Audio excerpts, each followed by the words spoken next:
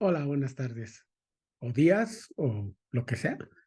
¿Qué tal? Bueno, mi nombre es Mario Balcázar y antes de la pandemia en la Iglesia Puerta de Salvación empezamos a estudiar una serie muy interesante de temas que tienen que ver con, eh, con el libro El Cristiano Contemporáneo. Es un libro que escribió John Stott más o menos en los 60 y que habla acerca de cómo los cristianos deberíamos ser en un mundo pues moderno, en un mundo contemporáneo donde realmente pareciera que a veces nos cuesta muchísimo trabajo adaptarnos al mundo que nos rodea. Y podríamos pensar que la Biblia únicamente se escribió bajo el contexto o para la gente dentro de la cual habitó ese espacio histórico dentro del espacio de tiempo. Pero si nos fijamos más a fondo, si nos adentramos en lo que dice la Biblia, pues nos vamos a dar cuenta que realmente está escrita para todos los tiempos. Y un tema muy relevante sería cómo nosotros lo logramos adaptar a los tiempos actuales en que vivimos, en el siglo XXI, en un siglo que parece ser diferente a todos los demás y que de alguna forma, pues sí nos tiene que mover muchísimo a este examen en el cual logremos ver si bajo los parámetros bíblicos estamos viviendo una vida agradable a Dios dentro de nuestras actividades cotidianas como miembros del mundo realmente. Entonces, la relevancia de este estudio, pues empieza precisamente por ver algunos temas que tocamos en momentos anteriores, que tienen que ver con el estudio de cuál es el verdadero evangelio que nosotros debemos predicar hoy en día y también nuestra capacidad como discípulos de poder aplicar ese evangelio y llevarlo a otras personas. Hoy vamos a comenzar la tercera unidad de esta serie que habla acerca de la Biblia y la pertinencia que tiene la Biblia dentro de nuestra vida diaria. Por ello, precisamente esta serie de estudios, bueno, la estamos comenzando ya en un formato en el cual podamos estudiarla de forma regular y subirla a la nube para que ustedes también puedan verla en caso de que pues no puedan asistir con nosotros. Entonces vamos a estudiar la Biblia y vamos a tratar de cubrir estos cuatro subunidades que conforman esta sección. La primera vamos a hablar de la importancia de perseverar en la palabra. Vamos a basarnos en las cartas que le escribió Pablo a Timoteo. La segunda es cómo responder a la palabra, cómo nosotros podemos asumirnos como portadores de esa palabra. La tercera es la transposición de la palabra, que en su momento vamos a analizar desde el concepto mismo de qué significa que nosotros podamos tener a la Biblia como un elemento actual y contemporáneo. Y la última es la exposición de la palabra. ¿Cómo nosotros tenemos que hacer para el estudio de la Biblia hacia alguien no cristiano o nosotros dentro de nuestra familia o con nuestros amigos? ¿Qué tan pertinente, hasta qué punto, bajo qué contexto y de qué forma podemos nosotros exponer la palabra de Dios de una forma bastante relevante? Entonces, este primer estudio es acerca de perseverar en la palabra. 30, 40 años después de Cristo, pues esta palabra ya estaba siendo tergiversada completamente. Entonces, aquí el escritor está diciendo, bueno, es necesario que busquemos diligentemente. La palabra diligencia pues implica que lo hagamos con más ahínco que nada más así como por afuerita, ¿no? O ahí se va. Que tenemos que buscar con más diligencia las cosas que hemos oído, no sea que nos deslicemos. O sea, ya estamos viendo por ahí que tal persona ya está fallando y esta otra persona ya está teniendo como ciertos deslices, entonces tenemos que tener mucho cuidado con eso. Y finalmente en primera de Juan 2:24, que dice: lo que habéis oído desde el principio permanezca en vosotros. Si lo que habéis oído desde el principio permanece en vosotros, también vosotros permaneceréis en el Hijo del Padre. O sea, tenemos que buscar, más allá de procurar con diligencia o tenemos que buscar asirnos, ¿no? Permanecer en la palabra. Y creo que esto es quizá de las cosas más difíciles que tenemos todo el tiempo, ¿no? Porque, a ver, ¿quiénes de ustedes leen la Biblia constantemente? Yo creo que todos, ¿no? Y si no es así, pues sabemos que debería ser, ¿no? Parte de alcanzar la salvación es buscar constantemente en la palabra de Dios la voz de Dios, ¿no? Pero de la misma forma también sabemos que el estudiar la Biblia y el estar buscando todo el tiempo las doctrinas bíblicas correctas, pues sí nos llevan a muchas veces darnos cuenta que a veces creemos cosas que no son ciertas o que no deberían ser. Ajá. O sea, si lo pensamos desde un punto de vista externo, pensemos, por ejemplo, en los testigos de Jehová. Los testigos de Jehová dicen y afirman que toda su doctrina está basada en la Biblia, pero más que en la Biblia, está basada en la interpretación de alguien más. Ajá, o sea, está basada en que alguien leyó la Biblia y dice, bueno, yo creo que dice esto y aparte si esto lo junto con el sueño que tuve anoche, entonces pues ya tengo algo ahí de donde poder empezar a moldear la forma de las cosas que yo creo y darle un sentido que en este caso es erróneo. Ajá, no siempre tiene que ser un sentido diferente a lo que nosotros creemos o contrario a la palabra de Dios, pero el hecho de que estemos buscando constantemente dónde está la verdad y cuando la ponemos con las cosas que vivimos todo el tiempo, pues tendemos a tergiversar la Biblia, ¿no? En caso de que no estemos acostumbrados a examinarla y estudiarla y tratar de ver realmente dónde está nuestra creencia. Aquí en primera de Timoteo 3:1 al 4 al 8 es el pasaje donde nos vamos a basar toda la clase de toda esta serie de lecciones, porque es precisamente la situación que vive Pablo y que habla acerca de cómo Pablo le va diciendo a Timoteo las cosas que debe creer y cómo leer los tiempos que están viviendo. Ajá, lo voy a buscar aquí, lo estoy buscando, primera de Timoteo 3.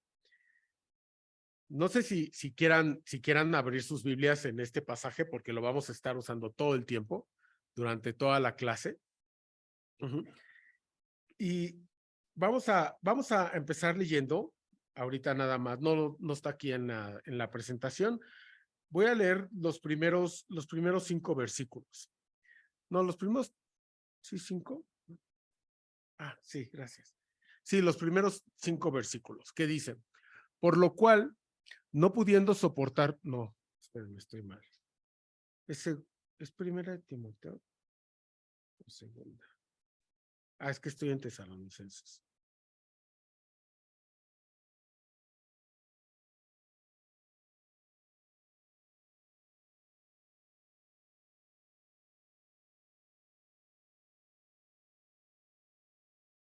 No, tampoco es primera de Timoteo.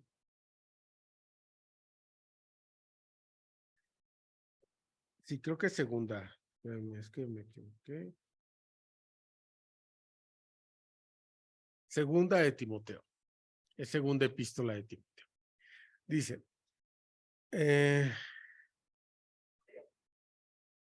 3. Del 1 al 5 dice, también debes saber esto, que en los postreros días vendrán tiempos peligrosos, porque habrá hombres amadores de sí mismos, avaros, vanagloriosos, soberbios, blasfemos, desobedientes a los padres, ingratos, impíos, sin afecto natural, implacables, calumniadores, intemperantes, crueles, aborrecedores de lo bueno, traidores, impetuosos, infatuados, amadores de los deleites más que de Dios, que tendrán apariencia de piedad, pero negarán la eficacia de ella, a esto se evita. Bueno, parece como así una liturgia de insultos, ¿no? De cosas que realmente están mal. Pablo, vamos a ponernos tantito en contexto. Recordemos que Timoteo era un discípulo de Pablo y al cual Pablo le tenía muchísimo interés en que aprendiera, ¿no? Porque ya le había visto que él tenía como todas las características de un buen líder de la iglesia, de un buen dirigente. Entonces decía, bueno, seguramente te vas a encontrar con muchísimos problemas cuando estés dirigiendo. Y aquí le empieza a decir gran parte de estos problemas que se va a encontrar, no nada más en la iglesia, sino en el contexto en el cual se mueve. Recordemos que él,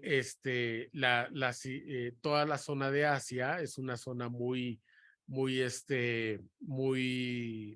idólatra, que tenía toda la influencia griega y que en ese momento estaba también siendo gobernados por los romanos. Entonces, pues realmente había un choque cultural muy fuerte en todo lo que pasaba en las iglesias de Asia. Y este texto de segunda de Timoteo 3 habla precisamente de todo lo que Timoteo se va a encontrar a lo largo de su ministerio, ¿no? Nos da nos da muchísima luz de cada una de estas características, qué es lo que Pablo está viendo que sucede en las iglesias recién formadas de toda Asia. Ahí está. No, ahí está. Bueno, vamos a ver tres características de las cuales está hablando Pablo que sucede en ese momento. Algunas de ellas están en colores, porque precisamente una de las cosas que casi todas las descripciones que Pablo está viendo en ese momento tienen que ver con el amor, tienen que ver con un estado de ánimo muy profundo. Entre ellas, fíjense, dice, por ejemplo, ¿qué va a haber? Va a haber hombres amadores de sí mismos. O sea, que realmente, y si ustedes, vamos a tratar de contextualizar esto y vamos a ver cuáles de estas características vemos en las iglesias y en el mundo hoy en día. Hoy en día, ¿ustedes creen que hay gente amadora de sí misma? ¿Más o menos? Y ahora tienen un cuidado que más que las mujeres, y ya te ponen sus aceites, sus cremas. Sí, lo vemos, digo, desde ese punto de vista, pero también no nada más en eso. Y obviamente aquí acuérdense, cuando está hablando de hombres, no se está refiriendo nada más a personas del sexo masculino. No, realmente, ¿cómo es la sociedad? Se está refiriendo cómo es la sociedad en ese momento. Hoy en día la sociedad, ¿ustedes consideran que es amadora de sí misma? O sea, vivimos en momentos en los cuales uno busca únicamente cosas que tienen que ver con el egoísmo, ¿no? Con yo me merezco esto, yo quiero esto, yo estoy buscando mi bien, yo te quiero este trabajo, yo soy, ¿no? Otro es que somos avaros,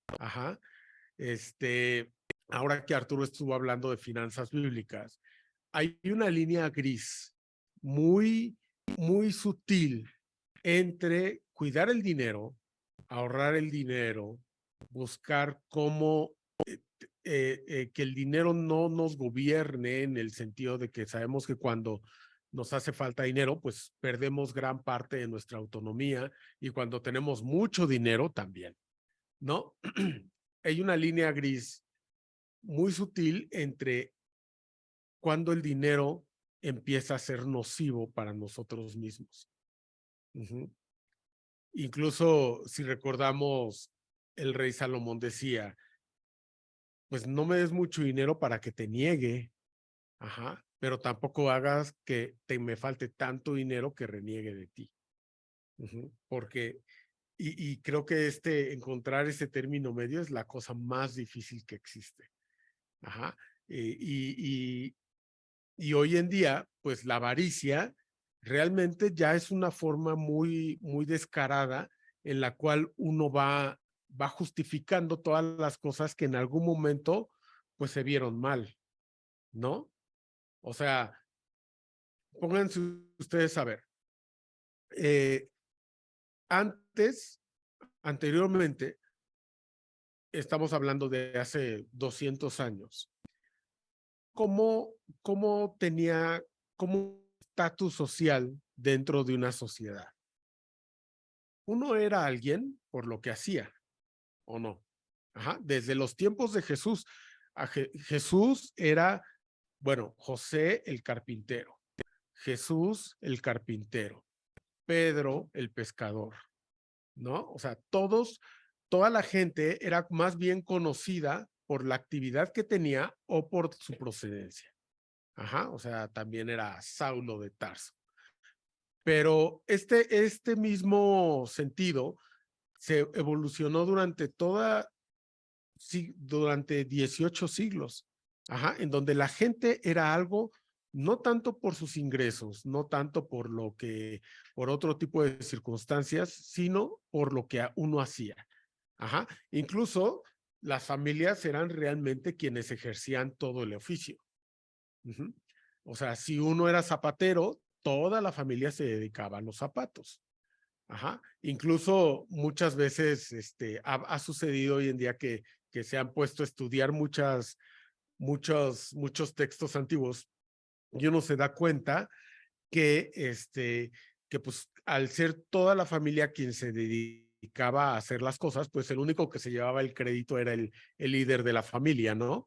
Pero, por ejemplo, gran parte de los zapatos, por ejemplo, de las marcas más prestigiosas que existen hoy en día, pues los zapatos los empezaron diseñando las mujeres. Obviamente, pues decían, no, o sea, quien se lleva el crédito es el apellido a través del patriarca, ¿no? Del jefe de familia. Pero realmente las familias eran quienes tenían este estatus con respecto a la actividad que ejercían. Hoy, ¿cómo identificamos a las personas? La mayoría de las veces las identificamos por lo que tienen, ¿o no? Uh-huh. Porque incluso hay muchos casos de gente famosa que se ha hecho famosa por tener cosas o por nada, o sea, simplemente por ser famosa. Uh-huh. Por ejemplo, ubican la persona que se llama Paris Hilton. Ajá, han escuchado hablar de ella y es famosa porque es famosa, por no hacer nada. O sea, uno pregunta, ¿qué hacía Paris Hilton cuando se hizo famosa? Pues nada, simplemente se la pasaba en fiestas y y por ser nieta del fundador de los hoteles Hilton, pero pues ella realmente no tenía ninguna virtud más allá de lo que pudiera tener cualquier persona común y corriente. Y así, cada una de las personas que eran como, o sea, hoy en día, gran parte de las personas pues se van siendo famosas por escándalos, pero más que nada por lo que uno tiene. Ajá.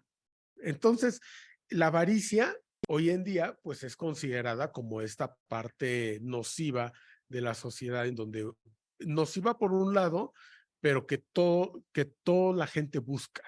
Ajá. Toda la gente está buscando el día de hoy tener más, ser más a través de las posesiones que uno va teniendo y todas las demás características que vienen después, pues vienen por la avaricia, ¿no? O sea, que uno es vanaglorioso, uno es soberbio, uno es blasfemo, y es desobediente, es ingrata y es impía. Si se ponen a ver, todas esas cosas siguen siendo vigentes el día de hoy, ¿o no? Uh-huh. Sin afecto natural. A estos, sí. Yo, por ejemplo, si estoy viendo algún programa, pues de algún cómico o algo así, y empieza a decir cosas sobre Dios o la Biblia o los cristianos, uno cambia su humor muy rápidamente. O sea, ya me hicieron enojar porque sí siento esa agresión. Y yo decía, bueno, gente que habla de esa forma, pues una de dos, o no cree, o ya de plano se vuelve muy superficial, ¿no? O sea, realmente ya no tiene ese miedo o esa reverencia o ese cuidado de darse cuenta cómo se está sintiendo la demás gente que lo está escuchando. Pero bueno, pues... Uh-huh. Están fomentando que los chamacos ya nada, me estás viendo feo, te voy a demandar. Me estás diciendo niño tonto, te voy a demandar, papá. O me estás haciendo, me estás regañando, te voy a demandar, mamá. Por favor, no. Sí, sí, por ejemplo, esta semana estaba leyendo una discusión entre dos padres porque el papá quería que el hijo se cortara el pelo porque lo traía largo. Y la mamá decía, no, hay que respetar su individualidad y su personalidad. Y, o sea, una discusión por si el hijo se corta o no el pelo, ¿no? O sea, realmente Ya llegamos a ese punto en el cual tal parece que un niño pues ya tiene derecho a tomar decisiones para las cuales no está preparado. Pero bueno, sí, y eso de desobedecer a los padres, pues también lo vemos todos los días. Ajá. una persona así, pues tiene derechos constitucionales para ejercer antes de la mayoría de edad qué quiere ser, cuando realmente por la mayoría de edad es cuidado, ¿no? Porque uno mentalmente no está preparado para tomar ciertas decisiones en la vida. Pero bueno, vemos realmente que todos estos efectos, por ejemplo, lo que dice sin afecto natural, Pablo se está refiriendo más que nada a la gente que no tiene, que tiene el afecto tergiversado hacia las cosas materiales. Ajá. Porque un afecto natural es, por ejemplo, a los padres, a los hermanos, a la gente con la que uno convive, a la pareja, y un afecto, sin ese afecto natural llevado hacia otros lados, pues es un afecto artificial. Hoy en día, pues vemos que está muy arraigado, ¿no?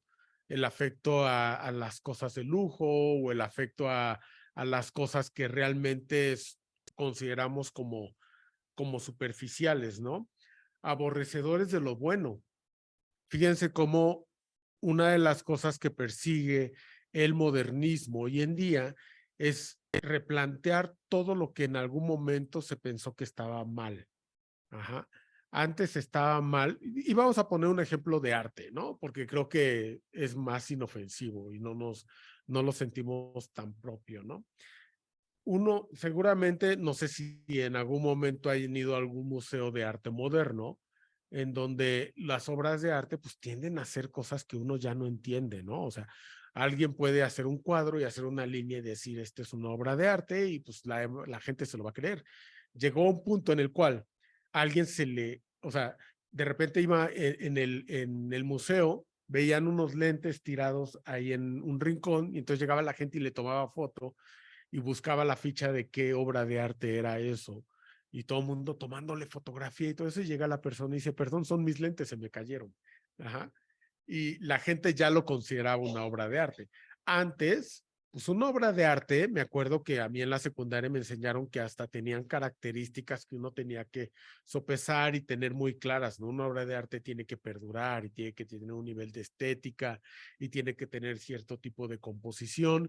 Y hoy en día realmente las obras de arte, pues basta que alguien diga esto es una obra de arte y todo el mundo le cree, ¿no? Algo que antes estaba mal, hoy en día ya no está, ya está aprobado por la sociedad. Ajá. Y eso lo vemos prácticamente que ha existido en todos los tiempos. Uh-huh. Amadores de los deleites más que de Dios. Ajá. El otro día estábamos viendo un video digo, no me gusta tanto poner ejemplos de otras iglesias, pero estábamos viendo un video de una iglesia en donde decían, puedes venir aquí lo vimos en Instagram. Ajá. Decía, hola, puedes venir aquí a la iglesia en donde vamos a empezar.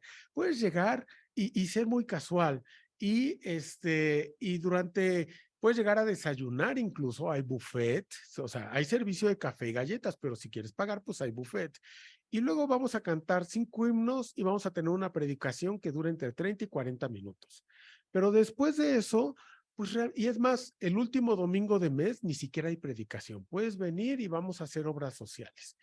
Pero pues esta iglesia está bien bonita y está bien padre y es muy casual.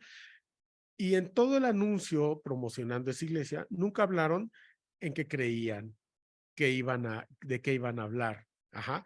Entonces uno puede decir, bueno, incluso en las iglesias hoy en día se tienen que promocionar cosas que tienen que ver, que no tienen que ver directamente con a lo que uno viene a la iglesia.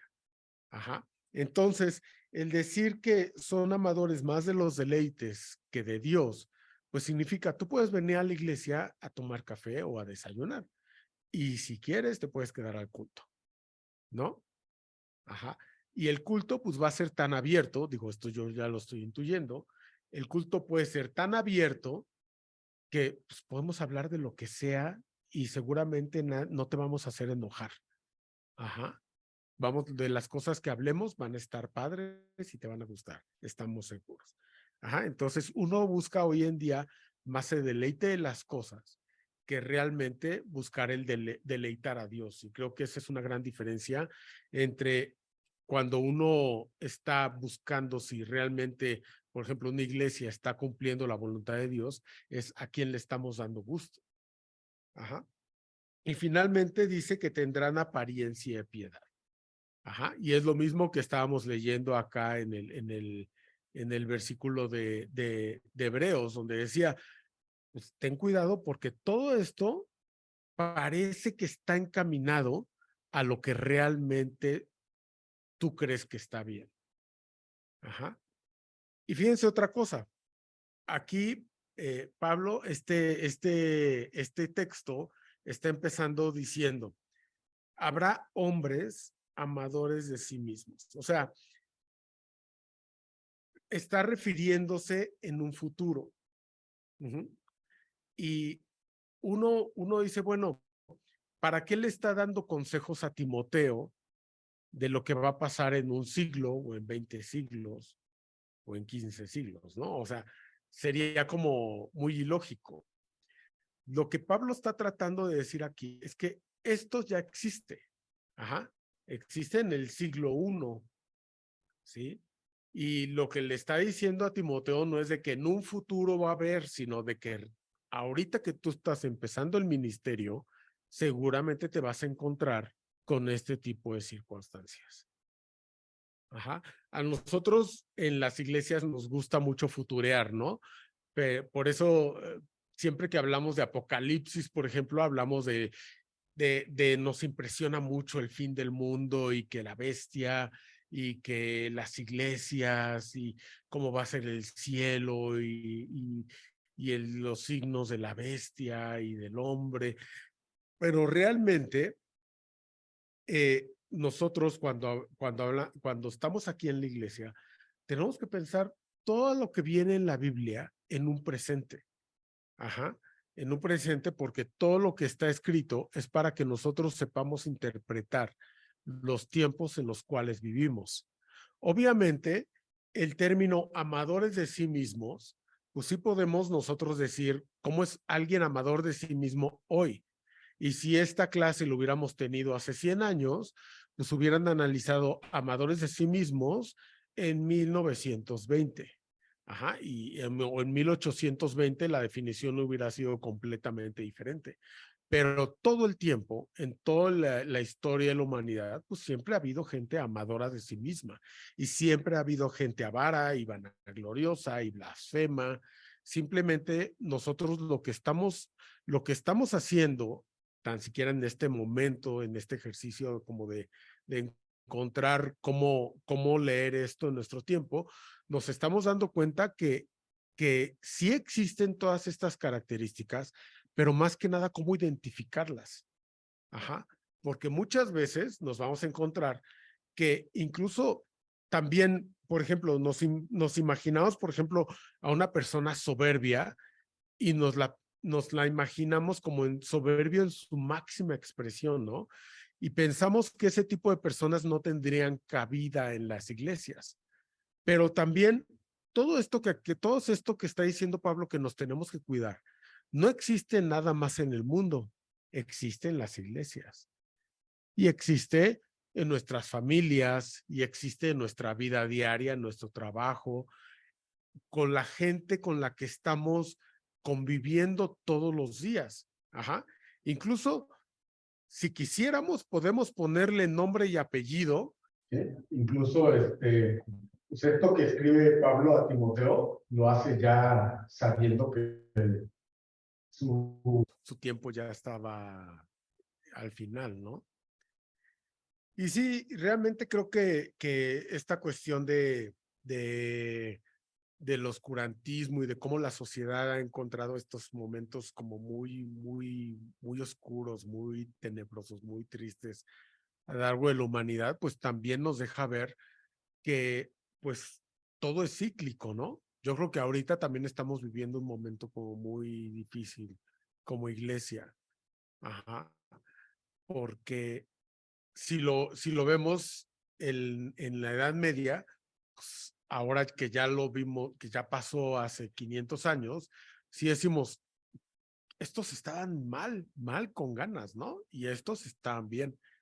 Y nosotros hoy en día tenemos muy difícil el entender dónde está lo bueno y dónde está lo malo. Ajá. Y creo que este es el meollo que Pablo está tratando de que Timoteo entienda. Uh-huh. O sea, todas estas características que nosotros vemos como malas, pues pueden estar en gente buena, ¿no? En gente buena que de repente pues pierde el piso en algún momento, como este caso que habla el pastor de la pastora que quiere un helicóptero, ¿no? Donde realmente uno empieza a dejar de hacer las cosas bien porque empieza a fijarse en otras cosas. Es una línea muy difícil de poder ver y si nosotros no estamos acostumbrados a discernir, no estamos acostumbrados a replantear todo lo que uno dice desde aquí, pues se vuelve como uno veletita, ¿no? Y se vuelve más difícil poder distinguir dónde está lo bueno y lo malo. Ajá. El primer punto era ese, ¿no? De que Pablo le está diciendo a Timoteo, tienes que tener un amor bien encaminado, o sea, tienes que fijarte realmente dónde está lo bueno, dónde está lo malo. Ajá.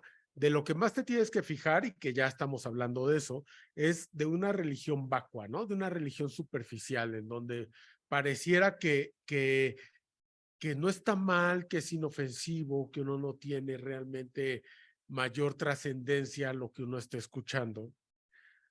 Yo durante mucho tiempo me he puesto a pensar la relevancia que tiene un predicador en el púlpito. Uh-huh. Y decimos, bueno, a ver, nos podemos acordar de todas las predicaciones que hemos escuchado. Cada una de las predicaciones que hemos escuchado los domingos las ponemos en práctica, crean una diferencia en nuestra vida. Ajá. Hoy en día existe mucho la idea de que uno tiene que venir a la iglesia y si uno no se siente ofendido por lo que dice el pastor, es que entonces estás mal porque no estabas abierto a lo que se te predica, ¿no? Pero yo creo más bien que cuando uno viene a la iglesia, tiene uno que salir con algo, ajá, ya sea desde un regaño hasta una exhortación o una motivación o un conocimiento, pero cuando, o sea, yo los invito a que hagan este ejercicio. Todos los días que salgan de la iglesia piensen, con qué salgo el día de hoy de aquí? Ajá. ¿Salgo con algo que aprendí o ya me di cuenta que algo estoy haciendo mal o necesito afianzar mi fe o necesito orar más o necesito leer la Biblia o necesito pues ser más amoroso o más tolerante con mi prójimo o necesito cualquier cosa? Uno tiene que salir siempre con una idea de que algo cambió dentro de nosotros, porque pues ese es el sentido por el cual venimos aquí. Ajá. O hoy me llevé muy bien, hoy conocí a un hermano, hoy me preocupé por el problema de alguien más, pero realmente creo que si nosotros llegamos a nuestra casa y decimos, pues soy como que fui a la iglesia, pero pude no haber ido y no cambió tan nada en mi vida, entonces uno sí puede decir, realmente no tiene ningún sentido que hoy haya venido a la iglesia. Ajá. Porque incluso el alabar a Dios, el cantar himnos, el leer la palabra, el estar sentado nada más escuchando, sí nos tiene que mover a algo. Ajá. Y yo me pregunto si este sentimiento lo vamos guardando. Ajá. O sea, hoy, por ejemplo, de que estamos en la semana número 15 del año, pues yo debería decir, bueno, en la semana número 15, pues ya tuve que haber tenido mínimo 15 experiencias importantes en mi vida para poder decir que ha valido la pena el estar aquí todos los domingos. Ajá. Pero pues es muy difícil poderlas enumerar porque la transformación que uno va teniendo cuando viene a la iglesia, pues es más abstracta, ¿no? No es tan literal, no es tan material la forma en que uno va cambiando. Pero, por ejemplo, ¿cómo éramos nosotros antes de la pandemia? Y cómo somos ahora, podemos definir ciertos cambios que hemos tenido en nuestra vida, ¿no? Hoy, por ejemplo, podemos decir, pues ya no me gusta ir a una oficina a trabajar, prefiero hacerlo desde mi casa. O gracias a la pandemia me he dado cuenta que puedo estudiar mejor la Biblia, o quizá en la pandemia me di cuenta que si dedico cierto tiempo antes de empezar a trabajar a leer la Biblia, puedo trabajar mucho mejor, o soy más paciente, o soy mejor persona. Ajá. Es muy fácil podernos comparar con nuestro yo de hace 3 años, ¿no? ¿Cómo eran ustedes hace un año? ¿Qué tanto hemos cambiado hace un año de cómo éramos a cómo somos ahora? Ajá. Y creo que este tipo de ejercicios los tenemos que hacer constantemente porque ahí realmente nos damos cuenta si Dios nos está transformando. Ajá. Si Dios nos está llevando en este camino de santificación a ser mejores personas, ¿sí? Y creo que en ese sentido, esto es lo que nos referimos cuando hablamos de una religión vacua, ¿no? De una religión superficial, de algo que realmente puedo decir, bueno, pues hoy me sentí muy bien porque fui a desayunar a la iglesia. Ajá. No, o sea, lo que tenemos que pensar es realmente que si venimos acá, pues nosotros tenemos incluso hasta en cierta forma la obligación de hacer valer esto, ¿no? De hacer valer el venir aquí todas las mañanas, el recibir un sermón, el alabar a Dios. Pues nuestra responsabilidad tiene que estar en si a mí me está sirviendo, ¿no? O si yo estoy siendo ya también un objeto de bendición hacia los demás hermanos. Uh-huh. Acuérdense que, ¿quién decía que la religión verdadera? Creo que no era Judas, ¿verdad? Quien decía que la religión verdadera es Santiago. Santiago es quien dice que la religión verdadera es cuidar a viudas y a los huérfanos en las iglesias. Ajá. Bueno, no dicen las iglesias, pero cuidar a los viudas y huérfanos. ¿Qué se está refiriendo con que esa es la religión verdadera? Lo que está diciendo es realmente, o sea, es la parte práctica de la vida, ¿no? Ajá. O sea, si nosotros estamos en una iglesia y estamos asistiendo aquí todos los domingos, tenemos que sentir realmente que esta iglesia está funcionando para algo. Ajá. Porque de otra forma, pues nos convertimos en lo que Juan describe, bueno, Dios describe que no le gustan las cosas en términos medios. Le gusta que sea una iglesia fría, que sea caliente, pero así como tibia no tiene ningún sentido. Ajá. Y creo que a nosotros nos cuesta mucho trabajo como cristianos darnos cuenta que pues muchas veces nos caemos en círculos viciosos donde de repente hacemos un análisis y decimos, híjole, yo ya estoy siendo muy tibio o ya estoy muy frío. Ajá. Tenemos que estar buscando todo el tiempo la forma de irnos motivando y de irnos encontrando para realmente tener esta flama viva, ¿no? Y creo que a eso se refiere Pablo cuando aquí en el versículo 5 que dice, tendrán apariencia de piedad, pero negarán la eficacia de ella. Ajá. ¿Hasta aquí vamos bien? ¿Sí? El tercer punto es que tenemos que tener un culto con la mente abierta. Ahí dice a la mente abierta, pero es con la mente abierta. Ajá. Nuestro conocimiento muchas veces es provisional o incompleto. Ajá. O sea, Shakespeare, ven que tiene una frase, ¿sí era Shakespeare que decía que, no era Shakespeare, que decía que yo solo sé que no sé nada? Es una frase muy famosa que todo el mundo llega a esa conclusión conforme va estudiando. Ajá. Hasta el mismo Salomón lo dice en todo Eclesiastés. Ajá. Mientras más, o sea, el hombre más sabio llega a la conclusión que todo en la vida es vanidad y que todo es superficial y que todo no tiene ningún sentido en la vida. Incluso lo hablábamos en el mensaje de hace 15 días, ¿no? O sea, si nosotros nos ponemos a fijar nuestra alegría y nuestra felicidad en las cosas superficiales o que tenemos hoy en día, pues realmente va a llegar un momento en donde ya no vamos a encontrar contentamiento con nada, ¿sí? Véanlo, por ejemplo, en la gente millonaria. La gente millonaria es la más extravagante. Yo lo comparaba con alguien que va teniendo dinero poco a poco, ¿no? Y de repente dice, pues yo, o sea, mis salidas más cuando estoy de fiesta o quiero celebrar algo, me voy a McDonald's. Ajá, pero de repente tiene más dinero y dice, pues ya, McDonald's ya no. Ahora me quiero ir a celebrar a Tox. Ajá. Y después no, ya no quiero ir a celebrar a Tox, ahora me quiero ir a desayunar al Four Seasons. ¿Sí? Y después del Four Seasons dices, no, pues ya no quiero ir a desayunar al Four Seasons de Reforma. Pues me voy a ir a comer a Acapulco. Ajá. Y después va a decir, no, ya no quiero irme a comer, ya me quiero ir de vacaciones.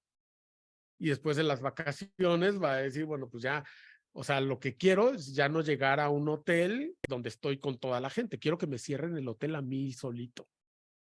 Uno se va volviendo así, poquito a poquito, se va volviendo cada vez más extravagante, se va volviendo cada vez más excéntrico y todos lo hacemos, nada más que pues, no a ese grado, ¿no?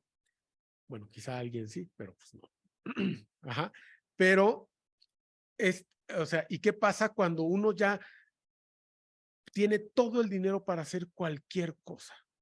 La cosa que que más quiera. Yo tengo un amigo que es fotógrafo, seguramente lo conoce. Ajá, el esposo de Gaby, mi prima.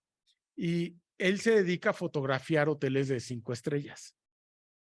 Se la pasa fotografiando, o sea, ahora se va a las Islas Caimán y luego regresa y se tiene que ir a a Bermudas, a fotografiar un hotel y luego se va a Cancún y luego, y él me decía, bueno, es que ahora me quiero ir de vacaciones, pero ya me echaron a perder, el trabajo me echó a perder las vacaciones, porque yo me la paso hospedado en los mejores hoteles, con el mejor servicio, y pues cuando me vaya de vacaciones, ¿a qué puedo aspirar?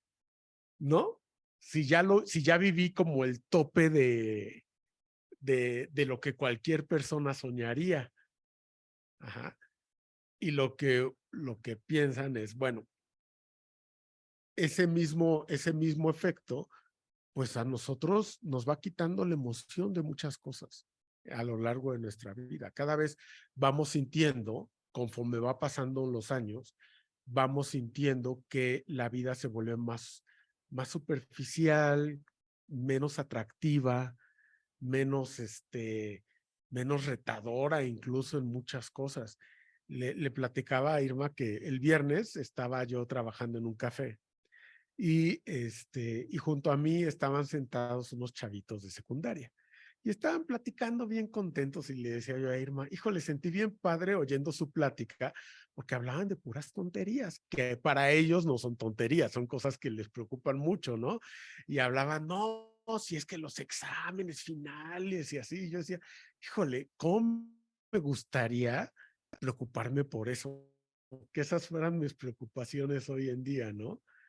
Y es que la vida se va volviendo cada vez más compleja y al mismo tiempo vamos perdiendo esta chispa o esta alegría, esta, o esta inocencia, ajá, de ver las cosas como son. Hoy en día alguien un chiste y nos reímos menos, porque pues no le encontramos tanta gracia. Ajá. Incluso Pedro en su momento lo tenía muy claro, por eso dice, ustedes van a estudiar la Biblia, pues no la sobreestudien, tienen que volverse otra vez niños y tienen que leer la Biblia como si fueran niños, porque precisamente tienen que reaprender a captar estas enseñanzas de una manera no tan viciada o no tan llena de todas las cosas que vamos viviendo en el día a día. Ajá. Entonces, esto es la consecuencia de que nosotros, nuestro conocimiento, siempre está incompleto. Ajá. Nosotros siempre estamos queriendo buscar más y más y más y más y nunca nos hacíamos de decir, bueno, yo realmente en qué tengo que estar feliz, yo en qué, dónde tiene que estar mi motivación en la vida, dónde tiene que estar mi motivación aquí en la iglesia y pensemos, por ejemplo, los cantos que cantamos, que hemos cantado quizá toda la vida, los seguimos cantando con la misma alegría, los seguimos cantando con con el mismo entusiasmo y con este mismo sentimiento que teníamos quizá cuando éramos niños y cantábamos aquí en la nave. Ajá. Entonces, tenemos que tener, y creo que a esto se refiere Pablo cuando está diciendo que debemos buscar dónde está nuestro verdadero sentimiento, ajá, hacia alabanza a Dios, hacia amar a Dios, hacia tenerlo como parte de nuestros principios básicos en la vida. Ajá.